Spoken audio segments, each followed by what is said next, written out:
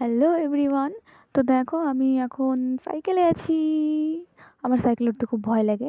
প্রায় ১ বছর পর আমি সাইকেলে উঠছি। আর আমি সাইকেলে করে যাচ্ছি হচ্ছে আমার দিদাদের ক্ষেতে। মানে আমি আসছি মামা বাড়িতে। তো মামা বাড়ি ঘুরতে আসছি, তো চলে আসছি এখন দিদার ক্ষেতে। এখানে হচ্ছে তোমার ধান লাগানো হবে। তো তার জন্য ওই কী কী করতে হয় তো আমি অত কিছু জানি না, আর আমি কোনোদিনও দেখিও নি এসব, তো এর জন্যই আমি আসছি। আর তো ভাবলাম দেখার সাথে সাথে ভিডিও করা হয়ে যাবে, আর তোমাদেরকে দেখানো হবে আমার মামা বাড়ির ক্ষেত টেত এসব। গরু দিয়ে লাঙল দেওয়া, মানে আমাদের এদিকটাতে বেশিরভাগ চা বাগান, তো এসব দেখা যায় না। তো মামাবাড়িতে মানে গ্রামে, তো তো গ্রামে এসব অনেক, আর ক্ষেত টেত সবারই আছে। তো আমার দেখতে খুবই ভালো লাগতো, আর আমার ইচ্ছা করছে ওই কাদার মধ্যে আমি একটু নামি। তোমাদের সবার কি ভালো লাগে, গ্রাম না শহর? আমার তো গ্রাম খুবই ভালো লাগে।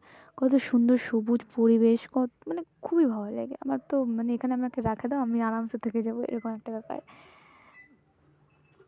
এই ক্ষেতটা প্রায় হয়েই গেছে, এবার পরের ক্ষেতটাতে লাঙল দেওয়া হবে।